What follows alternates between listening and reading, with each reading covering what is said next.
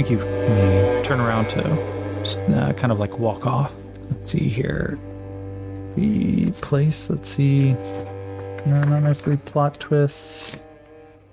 I don't want domiciles. Let's get a smell for the place. Yeah, I like that. Nah, I'm just pretty much rolling on tables because I find them interesting. And that's okay. That's the way this is supposed to work. Delightful good. Okay. Instead of it having that metallic oil and grease, diesel and burnt tire smell, there's the smell of food cooking. There's that slightly heady approach of both. I'm going to say this place would probably have like a heavy alcohol scene, probably even maybe a partial medical drug scene. But the combined sense overwhelms anything else, and it's not unattractive. Both of them just kind of start looking around, glancing around.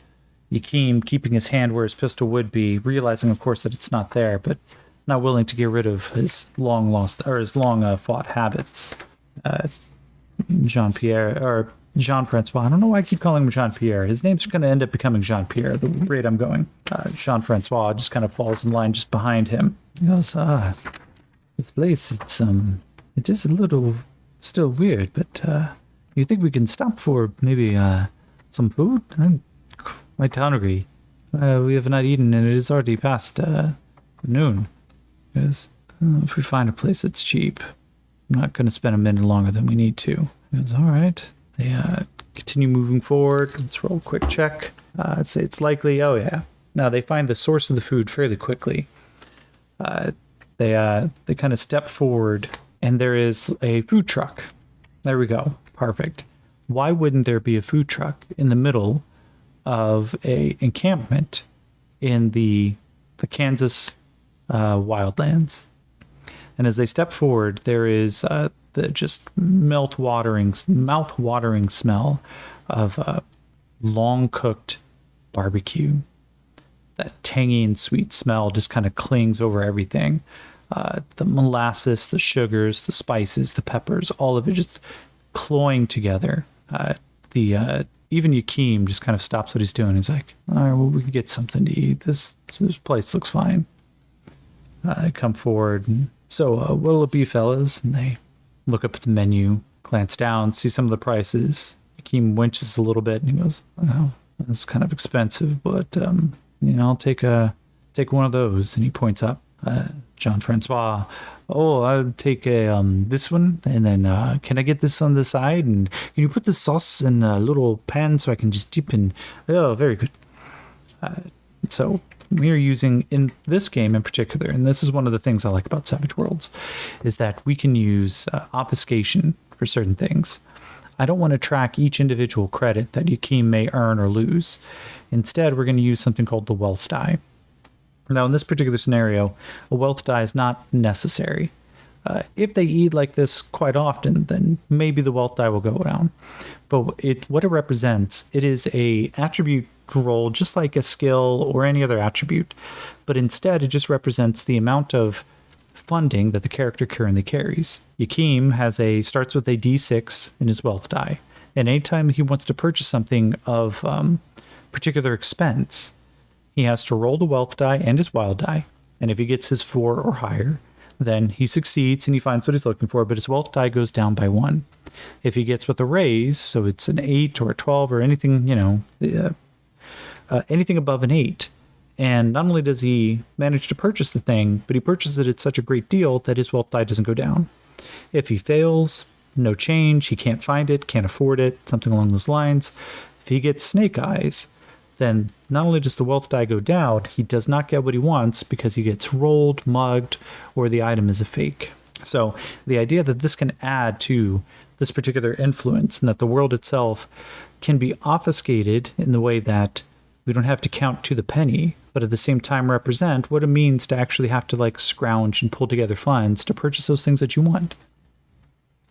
And they sit down, enjoy their meal, and then Yakeem kind of pulls himself back up. I really want to get this over with. Let's go get this piece, huh? Jean-Pierre stands up. Or Jean-Francois. Okay, his name is now Jean-Pierre. It's just going to be that much easier. I'm going to scratch it out right now. My family's, they call me Francois, but everybody else just calls me Jean-Pierre. He goes, all right, fine, Jean-Pierre, let's go. They walk over to the large pit that has this kind of open scrapyard. You can see a wing to an old plane sticking out over top of just a pile of corrugated metals. Old refrigerator that looks like it has been carved with funny shapes in the front. Hinges have just been missing, and then there's a stack of tires that have various spears and swords cast into them. They approach, and let's see here. Man comes up to him almost immediately. Let's character appearance, a 22, a desperate, bizarre. We're going to say he's not human. A desperate, bizarre DB. Now, in this setting, there is a derogatory term for those who do not come from our plane of existence, and that is, they are usually just referred to as dimensional beings, but the abbreviation is DB, Delta Bravo. DBs are, depending on where you are, either accepted, tolerated, or outright hated. And this close to the coalition states, any dimensional being is at true risk. So, as this creature kind of comes up, let's take a look and let's do the mutation rolls. Now you have a purpose mutation table. So we are going to roll. Now, of course, I can't find that table because that's how these things work. Powers, sound, smells, terrain, undead descriptions. No. As I said, organization will be important in this. Mutation descriptions. Okay. So this creature, this humanoid with combat 92. Okay. Combat transform. So what I picture is, let's get, actually, let's also roll on, there was a descriptions table. Yeah, character descriptions. A 29 clean, 34 clean, common, but with the ability to change shape. Okay. Descriptors. All this to build out one NPC, but it's kind of one of the reasons I love it, because we don't know exactly when and where this person's going to come up again. So, a metallic strange. Okay, so here's what I'm picturing. As they approach, they step forward, and a creature turns around. Bulking brute of overlapping metal plates.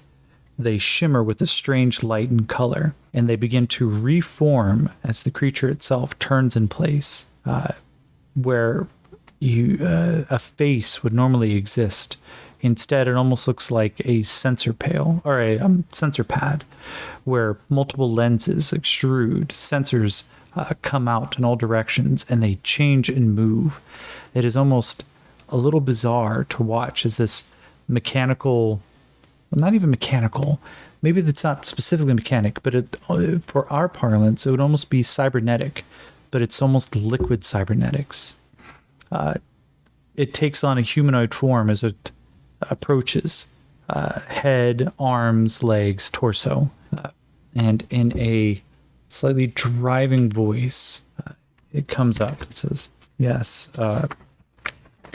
let's see here. Is there a cool table for this one? If not, we may just roll with what's coming up in my mind, which specifically, I wanted to get the conversation piece. There we go. A 16, careful, and 65, a careful, loud voice. Man, what a dichotomy that is.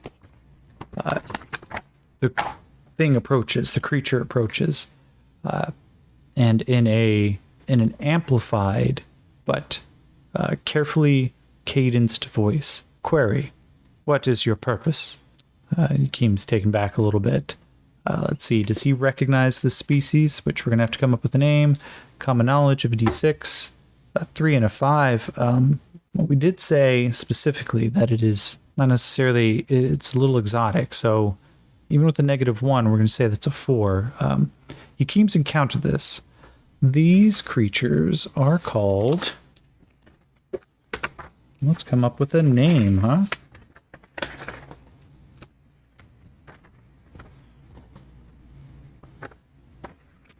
Organization, not my strongest suit.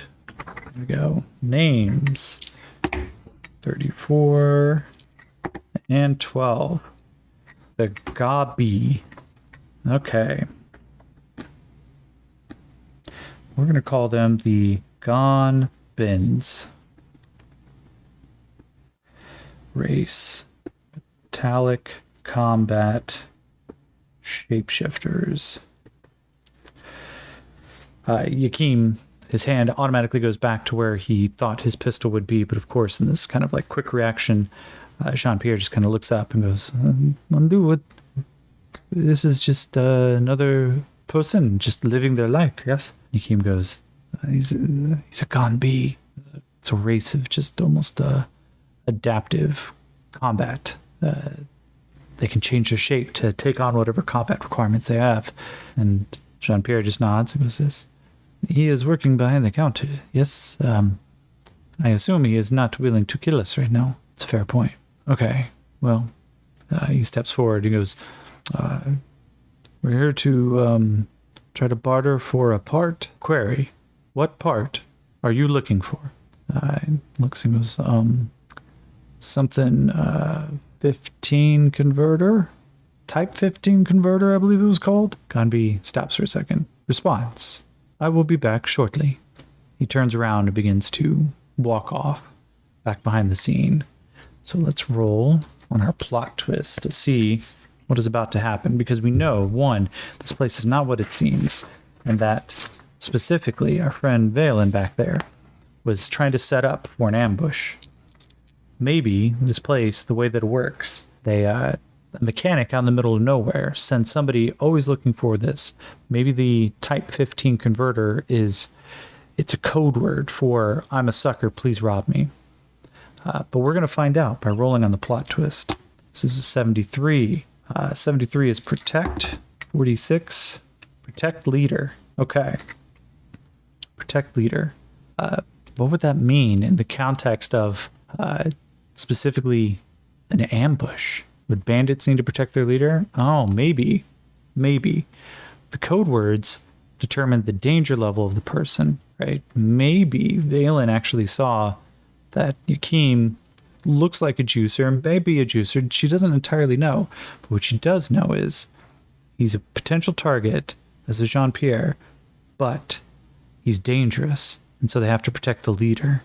The leader is somebody in this encampment who runs this entire show. Yakeem seems like the kind of person who, if he manages to even get an upper hand, may go directly for their leader. Okay, so the trap is beginning to get sprung. As we step forward here, I'm going to take a quick break. Pardon me, friends, for I will be gone for just one moment, but you won't know because I'm going to pause the recording. All right, and so I'm back. Okay, so as the Gonbin had stepped away, our two heroes here, as Yakeem just still has that itching sensation in the back of his mind. I'm going to roll another notice roll for him. I'm going to say this is at -2 though, because while things are starting to go a little weird on him, he wants to make sure that he knows exactly what's about to fucking go down. His sense is picking up, and while he doesn't necessarily, it's not at the point where his juicer is about to kick in.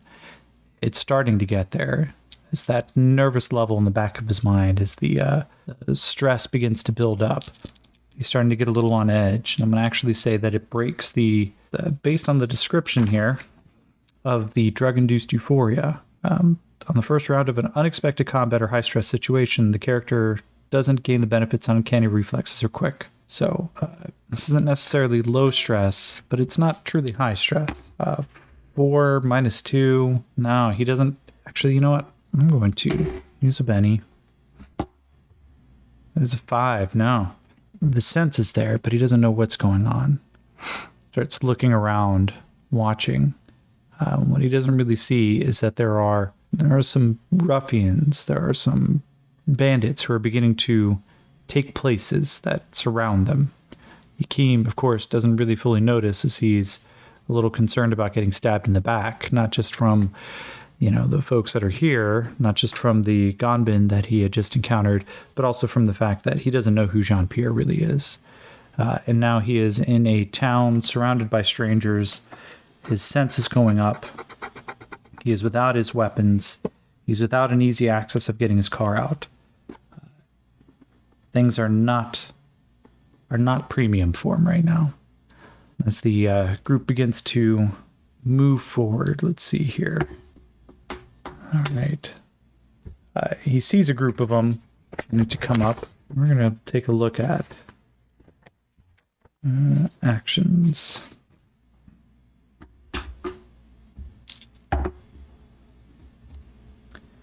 $96 and $78.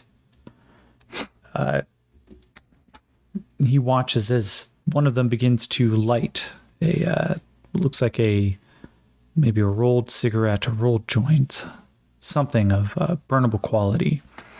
It catches where he sees that this person may not necessarily be human, but he also sees that they all carry with them weapons.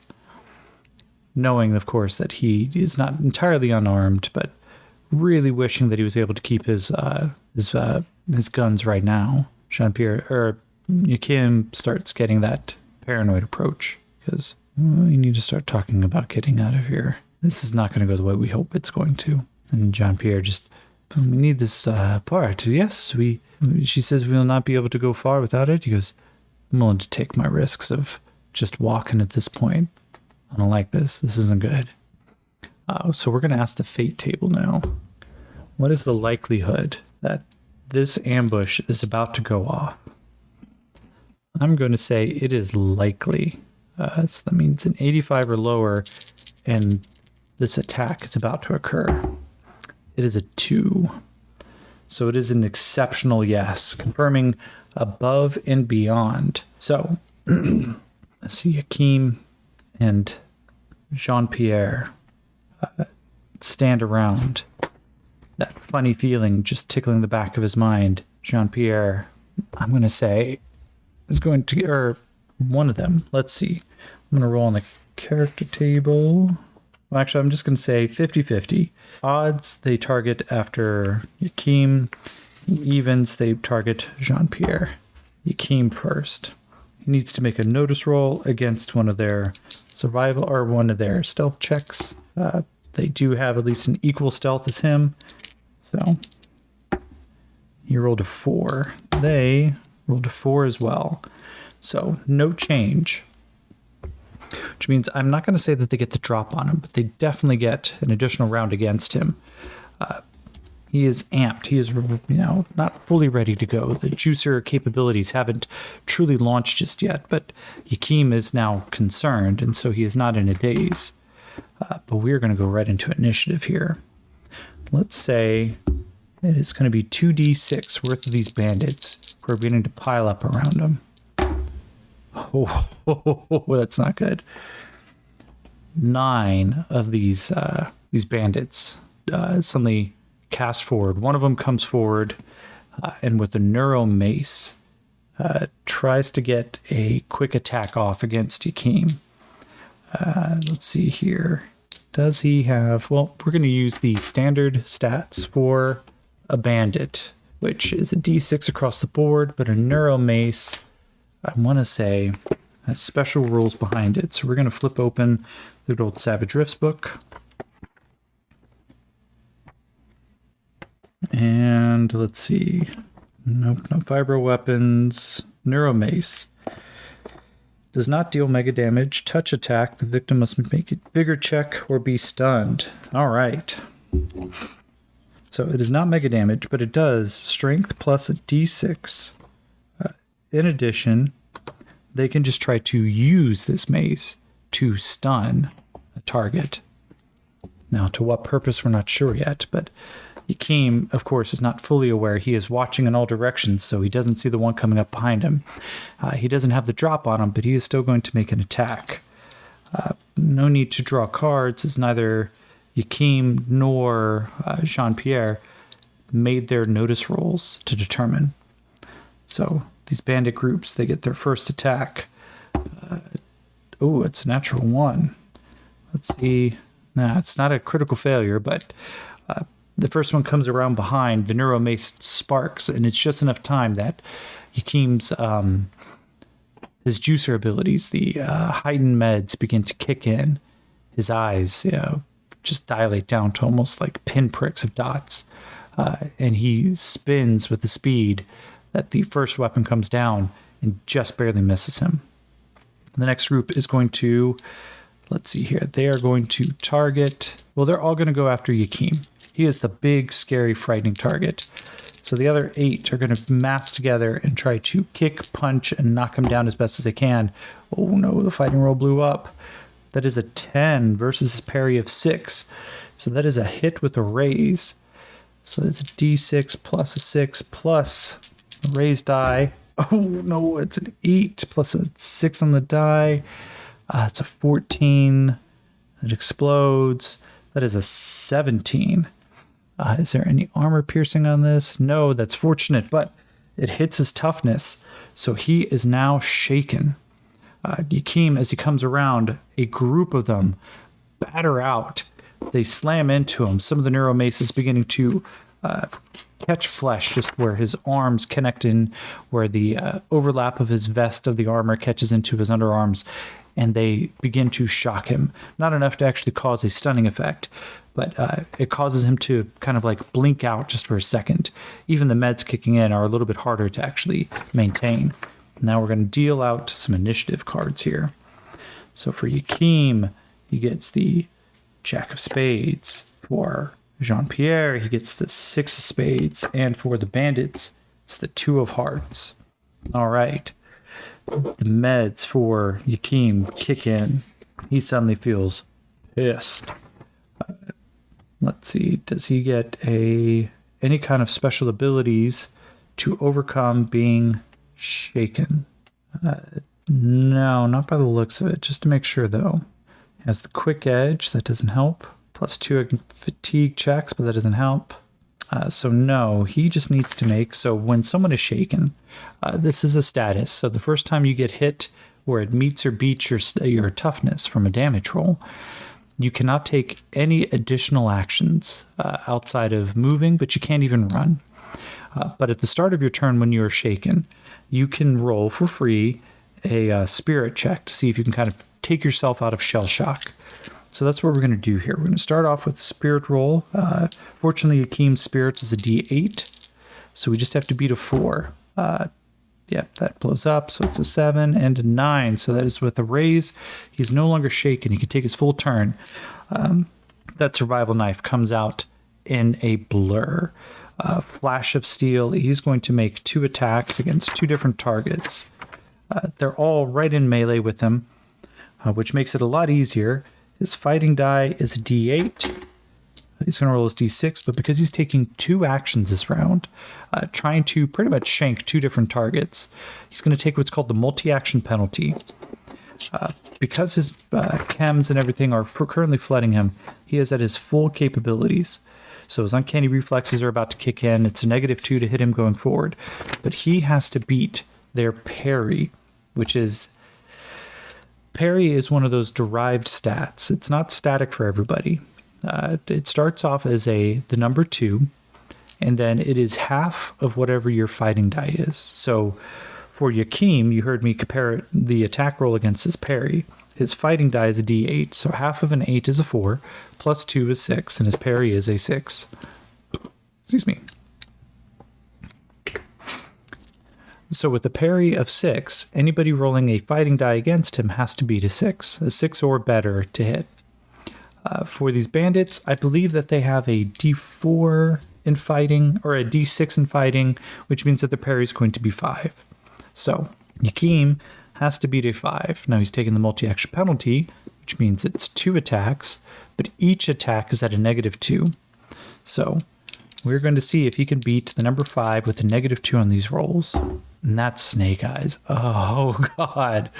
He is not doing well. We're going to say His survival knife is not high mechanics, so instead, the survival knife gets caught up, tangled in with one of the neuromaces, gets pulled out of his hands, and he is disarmed for this round. He is still going to take a swing, which now means he has an unarmed attack. Still the same fighting roll, but his damage is now just his strength. Now, strength is a d10, so it's nothing to laugh about. 3 and 1, but unfortunately it's not enough. The crowd just becomes a swinging pile of elbows and arms, fists and metal. There's a heavy clang as a neuromace hits his armor, and he's still spinning around trying to figure out who did it. We're going to go over to... So that is his turn. It is now Jean-Pierre's turn. We're first going to ask the Oracle, is his fighting the same as Yakim's? I'm going to say it's highly unlikely. Oh, but he rolled a 15. So, very unlikely. Yeah. So, Jean-Pierre knows how to fight. So, he gets a D8 on his fighting rolls. Now, he's not a wild card, and he's not fully prepared, so he is just going to start swinging elbows. He's going to take one attack. That is a 5, so he does hit one of them. His strength is a D6, but it's not enough to get past some of the heavier armors that they are wearing. He then still turns around, and you just hear him yell out, Yakim, do we run yet? The rest of the bandits turn around. They're going to make a fighting attack against Yakim, who is still just the biggest target, the biggest threat. That is a 2 and a 5. Neither one actually hits his parry. He manages to keep him at a bay. Hands and feet, just the full martial arts in effect. And with the -2 to hit, they are starting to try to find a blur in their group. Yakim's full battle training is kicking into effect. He gets the queen. Jean-Pierre gets the king. And the bandits get an 8. Now, so that means we go right over to Jean-Pierre. He is going to try to... I'm going to say he still tries to fight. He's trying to clear a hole and make a way so that way both him and Yakim could get out. A 7. Excellent. That's a hit. Oh, that blows up. Beautiful. Oh, yes. 11 points. He knocks one of them aside, cracking it in the side of the face. The bandit is now shaken. So there's now just at least one fewer in this horde of flailing neuromaces, elbows, and stuttering players. Sometimes. We're going to go over to Yakim now. It's his turn as he is going to take the 2 attacks again. D8 plus a D6. Ooh, his 8 blows up. It's a 9, so that is a 7. It totally hits. His strength is a D10. Woo! He crushes the clavicle of one of them. There is a sickening sound of almost like celery being snapped. And as he pulls his hand back, there is a dent in the breastplate of this one bandit, and his life has just gone out of his eyes. He just collapses. The body itself doesn't know what to do as soon as the brain is shut down, as the guy's spinal column is broken.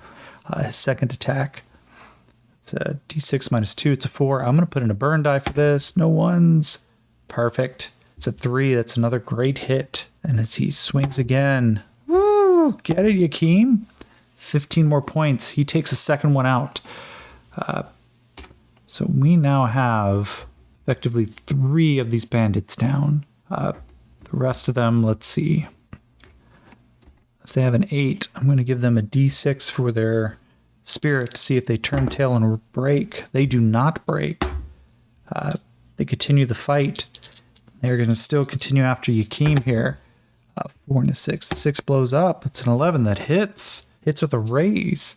So now it is 3d6 damage. 4, 7 total. That's not enough to get past its toughness. But as they get an additional d6 because the group of them... No, not enough. the battering continues as Yakeem is trying to block and parry, but one of these neuromaces gets in underneath. It slams into his rib cage. The armor absorbs the majority of the actual impact.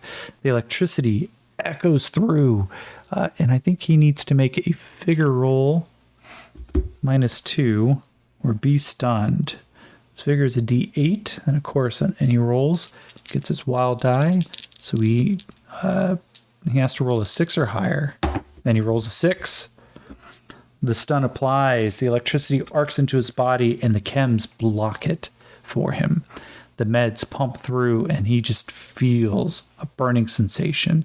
But it is good. It is warmth. It is light. It is that desire of all biological creatures to keep moving, to keep fighting, to ensure that the end does not come right now. Yakeem draws the jack. No, poor Jean-Pierre, he gets the 4. The bandits get the 7. Now infuriated by the insult of being shocked a little bit, we're going to take 2 more fighting rolls. Yakeem just continuously pushes his way forward. That 6 blows up. Ooh, 10. -2, it's an 8. That is a hit without a raise. Roll the D10 with the damage. Good Lord, Yakeem. He takes another one down, snapping his neck in the process. Second attack, that's 4. I'm going to burn die this. Oh, here we go. 8 -2, it's 6. That's a hit. But that's only 3 points of damage as Yakeem comes around. So the bandit comes up to him. He grips him by the neck, one-handed, and just almost shakes him like a dog picking up a snake, trying to defend its pups. And the guy's body just goes limp. His legs just swinging in the air like there's nothing attached to him. He drops the body behind with a supernatural strength, but it's not enough as he throws it into the form of another one of the bandits. The guy just kind of like shudders and stands aside. It kind of impacts him, but a boot just goes flailing off in the distance as the bandit is not actually hurt by it. We go to the bandits as there's now, what do you say? There's 4 total out right now. I'm going to try to give the one a shake and roll. He makes it. So 3 dead, but it's still enough of a group that they keep coming on. Yakeem, none of them actually make through. And we go over to Jean-Pierre. Jean-Pierre's roll. Oh, nice. He hits 6. Ooh, 12. Jean-Pierre kind of ducks down. One of the guys comes rushing up to him, and he shoulder rushes into it. Jean-Pierre picks him up and kind of like suplexes him backwards, trying to still make that hole so they can get out of this crowd. And there is a sickening crunch as he manages and looks backwards, and the guy's neck is at an awkward angle. Jean-Pierre just starts yelling out, "Oh, Yakeem, we can't keep this up. Let's get out of here." Yakeem with the queen, Jean-Pierre with the 3, and the bandits with the queen of hearts. So reverse alphabetical order. This is Yakeem. Let's ask an oracle question. Is Yakeem going to see the wisdom of getting out of here? I'm going to say this is likely, with the chaos factor of 7, he just has to roll an 85 or lower. He rolls a 40, or no, he rolls a 4. So that is an exceptional yes. Yakeem sees exactly as Jean-Pierre is asking this. He picks up one of the neuromaces. Actually, we'll say that. Realizing that he needs to, that they'll probably have to fight their way through. He spins. 2 of them are going to... No, he's going to make 2 attacks with the neuromace against 2 different targets and then try to get out of here. So, that blows up. It's cocked. All right, a 9 -2, that is 7. That definitely beats the parry. So this is now D10 plus a D6. Woo! No need to check to see if that guy's stunned. He cracks this guy across the face. Blood pours out, showing that a blunt object never actually just leaves people unconscious. The second attack, though, it's a 3. He needs to get a 2 on this burn die. He does! The chems keep kicking in, never letting him down as he continues the fight. 14, that blows up. Whew. He takes down 2 more. I'm going to say they're going to need to make another spirit roll. -2, as they have lost over half their numbers. Oh, that does it. They turn tail. He goes to chase for a little bit, but he realizes the opportunity. And very quickly, Yakeem just goes, quick, run! And as they begin sprinting out of this trap set to catch them, I am going to call that as both a scene and for the end of the night. So some of our threads that we have now, we have the return the creepy doll is now broken though. Fix the vehicle and now escape the trap. On our characters list, we have Jean-Pierre, who is turning out to be pretty formidable here. Valen, who has set them up on this trap by being effectively a fake mechanic, exactly where they needed her to be. And then the Gonbin, which is a race that apparently Yakeem actually knows well enough. I would say, let's see here, on this chaos factor, honestly, when the fight turned, I think Yakeem had a good handle on it, and there was enough to let them know that I'm going to drop the chaos factor down by 1. So it is still a 6, but the chaos factor itself is going to be a determining thing for figuring out what happens next. So with that, my friends, I'm going to call it a night. We will find out what happens with Yakeem, Jean-Pierre, and the 2-4, or whatever this bandit combat is, next time. Thank you, and good night.